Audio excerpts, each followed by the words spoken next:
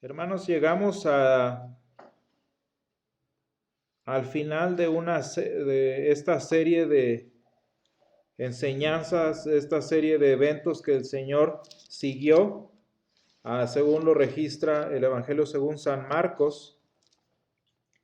Y hermanos, es muy importante y muy hermoso entender cómo a través de esto que el Señor nos ha estado mostrando en el Evangelio, el reino del Señor está preparado. Su reino está listo para nosotros, su reposo está a nuestra disposición y Cristo, nuestra entrada, nos espera. Y hermanos, qué importante es tener no nada más claro a dónde vamos, que es el reino de Dios, el reposo de nuestro Dios, sino también tener fija nuestra vista, tener fijos nuestros ojos en donde el Señor nos espera para llevarnos a ese reino celestial. Y hermanos, con nuestra vista puesta en su cruz, como decía el himno hace un momento, el Señor se vuelve para nosotros nuestra confianza y nuestro sostén ante la tentación. Y el Evangelio de hoy, que lo encontramos en San Marcos 10, 46 al 52, narra el último milagro público del Señor Jesús antes de entrar a Jerusalén. Y de hecho, si siguiéramos con el Evangelio, ven ustedes el capítulo 11 se refiere a la entrada triunfal en Jerusalén y pues el principio de el Calvario del Señor hasta llegar a la cruz. Y en este caso, hermanos, pues bueno, este último fragmento del capítulo 10, pues es un resumen muy bonito, es un resumen muy importante de todo lo que ha estado sucediendo en las semanas previas, a pesar de que en apariencia sea un milagro más. Y hermanos, fíjense qué tipo de Dios tenemos, que hay veces en que los milagros son un milagro más de todos los que el Señor hace por su pueblo. Y hermanos, el testimonio de Bartimeo no nada más refleja nuestra condición, sino también refleja en este caso la obra que el Evangelio puede hacer en la vida de la persona. Un milagro que no es ni el primero de este tipo, que no es ni siquiera el más grande que el Señor haría, digamos, en estándares humanos, pero sí es el resumen de todo lo que hemos venido aprendiendo y de lo que el Señor quiere para nosotros. Y vean cómo Bartimeo refleja nuestra condición, pero también refleja lo que el Señor hace sin que nosotros tengamos que intervenir. Y fíjense, hermanos, digo esto porque la enfermedad que tenía Bartimeo, la enfermedad física que era la ceguera, casualmente era la misma dolencia espiritual que tenían los fariseos, los que buscaban a Jesús por comida, el joven rico e incluso los discípulos que seguían al Señor. Este hombre tenía ceguera física, pero veía mucho mejor que todas las personas que habían encontrado a Jesús en el camino hasta Jericó. Vean cómo el Señor inició este camino yendo hasta arriba, hasta Ciro Fenicia, y bajando, y ahorita está otra vez al norte en Jericó. Y tanta ceguera ha encontrado el Señor acá, y viene bajando a Jericó en un lugar que, si lo entendemos a la luz del Antiguo Testamento, pues era el ejemplo de la ceguera de Canaán. Cuando el pueblo de Israel venían entrando con el Dios de los cananitas, el Dios de los hebreos, los cananitas estaban ciegos, tan ciegos que el Señor destruyó Jericó. Y en este lugar, símbolo de la ceguera de Canaán, vemos un hombre que ve mucho mejor que todos los demás, que se supone que debían conocer bien al Señor. Y hermanos, los fariseos, fíjense bien, cuando lo aplicamos en el contexto específico de San Marcos, los fariseos tuvieron enfrente al Dios que tanto celaban y no lo vieron. El joven rico tenía la respuesta a su pregunta: ¿Cómo le hago para heredar la vida eterna? Pues ahí está la respuesta, Jesús. Y no la vio. Y los discípulos en este caso que tenían la salvación ahí enfrente, ¿qué estaban pensando? En quién iba a ser el mayor. Y lo más chistoso de los discípulos es que el Señor Jesús ya los había reprendido por andar peleándose por eso. Y fíjense justo como poquito antes de, nada más que no lo tocó nuestro leccionario, pero en el fragmento anterior del 35 al 45, ¿de qué se trata? Pues otra vez, nada más en este caso Jacobo y Juan pidiéndole ser el primero. Bueno, el 2 y el 3, porque ellos eran más humildes. Y el Señor se queda como que, bueno, no has visto nada. Los discípulos tenían el camino, la verdad y la vida enfrente de ellos. ¿Y qué estaban pensando? No, pues ¿quién va a ser el primero? Bueno, el segundo o el tercero. Y ninguno de estos ejemplos que he puesto pudo ver realmente quién era Jesús, sino Bartimeo. Para unos era un maestro reformista, un maestro de izquierda. Para otros era simplemente un medio para el joven rico, un medio para autojustificarse. Y para los discípulos era el medio para ser los más grandes de todos los hombres. Y solo para Bartimeo, Jesús era el hijo de David, el que podía tener misericordia de él. Y fíjense, hermanos, qué bonito pasaje. Porque este pasaje rompe con todos los esquemas pasados que hemos viniendo estudiando, mostrando un corazón que no teniendo ni aceptación o autoridad social, que no teniendo medios para comprar la salvación o para, digamos, solventar una vida de pecado como el joven rico, y que ni siquiera tenía el lugar privilegiado que tanto presumían los discípulos, tenía lo que ninguno de ellos tuvo, que fue el mensaje de la palabra de Dios en su corazón. ¿Qué tenía Bartimeo?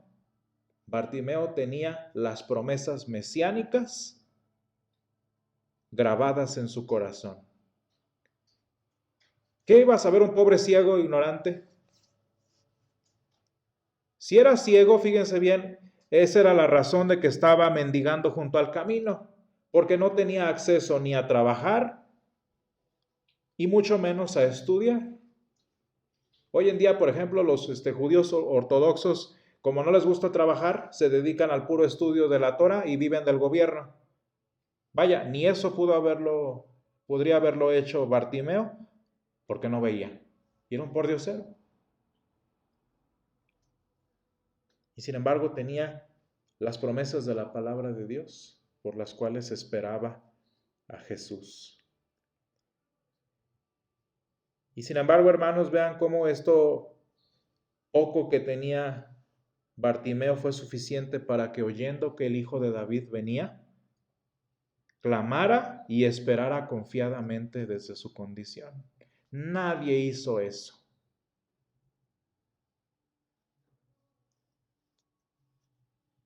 ¿Qué vinieron a hacer los fariseos en este caso? A molestar al Señor.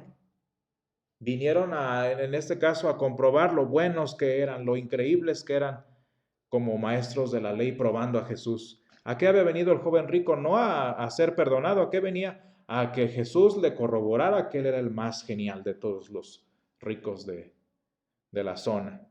Y los discípulos ni se diga, porque como ellos ya estaban en el equipo Jesús, pues ya no necesitaban más cosas. Todos viendo a Jesús como leyenda, como rival legal, como lo que ustedes quieran, y solo Bartimeo lo vio como Salvador. Y hermanos, qué bonito pasaje que nos enseña que solo el Evangelio tiene el poder de curar nuestra ceguera espiritual. Todos con los ojos bien abiertos y ciegos espiritualmente. Y el único que estaba ciego literalmente era el que más veía, porque la palabra de Dios había hecho en su corazón, si ustedes se acuerdan, lo que dijo Simeón: luz para revelación a los gentiles y gloria de tu pueblo Israel. Ahora sí, el ciego vivía en más luz que todos los que veían la luz del sol.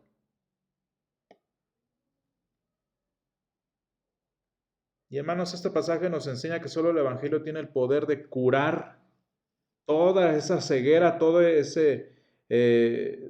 esa confusión que nuestra confianza en la justicia humana, que nuestra confianza en las riquezas o en las familias o en lo que ustedes quieran, o en nuestros privilegios delante de nuestro Dios, todo eso que causa lo que no podamos ver. Y hermanos, fíjense bien, ¿por qué el problema está en las riquezas? ¿Por qué el problema está en lo bonito y brillante de la riqueza, de la sabiduría, de la justicia? Porque al Señor no lo encontramos al Señor no lo encontramos en lo bonito de nuestra justicia. Al Señor no lo encontramos ni lo conocemos en la gloria de nuestras buenas obras, de nuestra riqueza, de nuestro privilegio. ¿Dónde encontramos al Señor? Al Señor lo encontramos en la vergüenza de nuestra aflicción.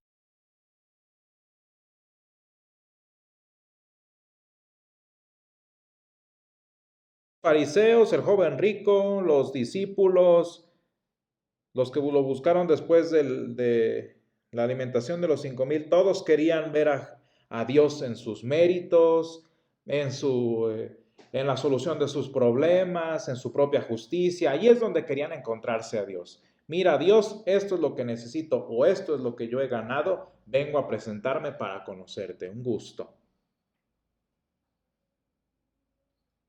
¿Y qué hizo Bartimeo? Jesús, hijo de David, ten misericordia de mí. Y fíjense, hermanos, ante toda esta ceguera espiritual, ¿qué es lo que le dijo el Señor Jesús? No es parte del pasaje, pero vean anteriormente, cuando el Señor está hablando con los discípulos, les dice: he aquí subimos a Jerusalén. En el versículo 33 dice: he aquí subimos a Jerusalén, y el Hijo del Hombre será entregado a los principales sacerdotes y a los escribas, y le condenarán a muerte, y le entregarán a los gentiles, y le escarnecerán, le azotarán y escupirán de él, y le matarán, mas al tercer día resucitará. ¿Qué significa he aquí en español moderno? Mira. Observa. ¿Qué es lo que quería el Señor ante tanta ceguera espiritual que estaba viendo? Mira, mira, esto es a donde quiero llevarte, que es la cruz. Y hermanos, es que allí donde está la cruz, allí es donde el Señor nos está esperando y ahí es donde lo podemos ver. No en nuestra panza llena, no en nuestros bolsillos repletos, no en nuestro corazón hinchado de nuestra justicia, sino en la cruz. Y allí es donde está el Señor esperándolos. Y solo Bartimeo pudo verlo desde allí.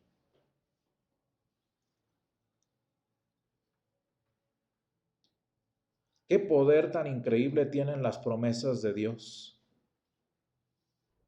Que al que menos debería, le conceden hacer lo que nadie puede. Y las promesas de la Escritura hicieron que Bartimeo consiguiera ver lo que nadie pudo ver. Y hermanos, la pregunta un tanto obvia que hace el Señor al final del pasaje, si ustedes se fijan en el versículo 51, ¿qué es lo que buscaba? Porque el Señor le dice a Bartimeo: ¿qué quieres que te haga? Pues es obvio, ¿no? O sea, si es un hombre ciego que viene buscando, pues entonces como para qué le pregunta el Señor. Pero ¿cuál es el propósito de esto? ¿Por qué el Señor nos hace hacer tantas cosas obvias? Pues porque lo que el Señor quería era animar un corazón, no nada más en Bartimeo, sino en las demás personas, que reconocieran la necesidad. Señor, necesito que cures mi ceguera. Y lo que el Señor quiso que hiciera Bartimeo era lo que él quería que todos, incluyendo sus discípulos, incluyendo nosotros, hagamos. Señor, cura mi ceguera. Señor, cura mi corazón, que es el problema. Por eso el Señor nos pregunta, ¿qué quieres que te haga? Pues es obvio, pero muchas veces lo obvio no lo queremos aceptar. Y el Señor lo que buscaba era que reconociera Bartimeo, que reconocieran sus discípulos, que reconozcamos nosotros que necesitamos al Señor. Y es que, hermanos, cuando reconocemos nuestra necesidad,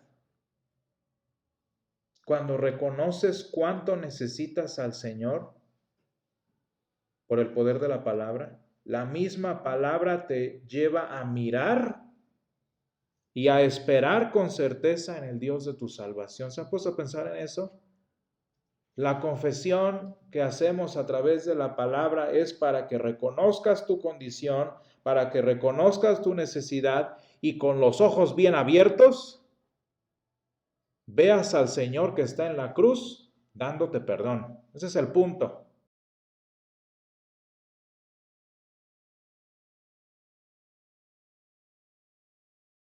Y esta es la misma visión, hermanos, que el Señor quiere restaurar en nosotros. Quiere que al curar nuestra vista podamos ver su cruz. ¿Cuánta gente va a la iglesia y lo que menos les importa es el perdón y la vida eterna? ¿A qué van a la iglesia? Van a que les den de comer o que los entretengan, que es la misma. Van a aprender para sentirse más grande que todos los demás, como los fariseos. Van a ganar dinero como lo que quería el joven rico. O van para sentirse cerca de Dios y dignos de toda la alabanza, como lo hicieron los discípulos. A eso van, ciegos, y tienen enfrente al Dios del universo y lo que les importa es la comida, el honor, la riqueza y tantas cosas intrascendentes. ¿Ese es el Dios que quieren? Pues ese es el Dios que encuentran. Y hermanos, por eso el Señor quiere restaurar esa ceguera, quiere curar nuestros ojos ciegos para que veamos lo que importa, que es el Señor en la cruz, dándonos el perdón de nuestros pecados y dándonos vida eterna. ¿Por qué Jesús les decía, vean a Jerusalén? Pues porque en Jerusalén estaba el punto. Jesús no vino ni a sanar gente, Jesús no vino a abrazar pobres, Jesús no vino a sanar ciegos, Jesús vino a salvar a los pecadores.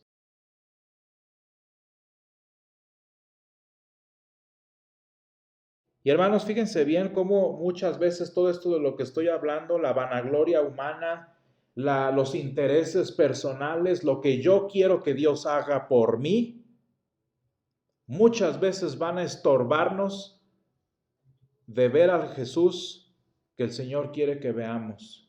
Tus problemas te van a hacer buscar más bien una solución financiera que al Dios de tu salvación. Sus situaciones familiares, tus enfermedades te van a hacer buscar otra cosa antes que al Señor que necesitas. Tantas cosas en nuestra vida como nuestro ego, nuestra arrogancia, nos van a estorbar de venir al Señor como lo hicieron los discípulos. ¿Se fijan otra vez los discípulos están? No. Jesús es VIP. No te acerques, mugrosa. Y así estamos nosotros, tantas situaciones en nuestra vida que nos alejan y nos alejan y nos alejan del Señor. Y entonces, ¿cómo le hacemos?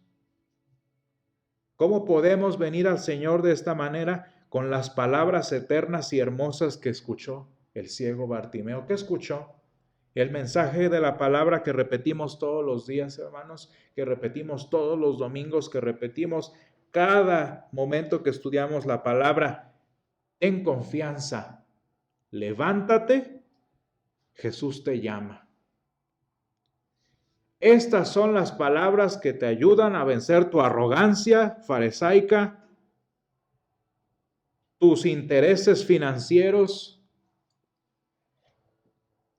tu ceguera espiritual y te hacen venir al Señor que te espera y te está llamando. Y hermanos, estas son las palabras que nos permiten todos los días quitar los lentes que tapan nuestros ojos, quitar el velo que ciega nuestra vista para venir al Señor que nos sana, para venir al Señor que nos espera en la cruz. Y hermanos, como cristianos tenemos las mismas promesas de redención y salvación por las que Bartimeo creyó y esperó. Nosotros tenemos la misma confianza, tenemos el mismo mensaje que cambió el corazón de Bartimeo, el que, aunque siendo ciego, era el que más veía de todos los que el Señor ha encontrado hasta este momento.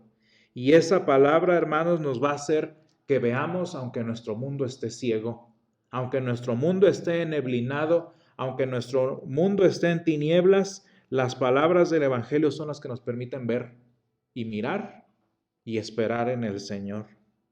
Y hermanos, esta es nuestra confianza para que cuando sea que nuestra vista se nuble, cuando el mundo estorbe nuestra visión de Jesús, por sus palabras podamos venir confiadamente hasta Él.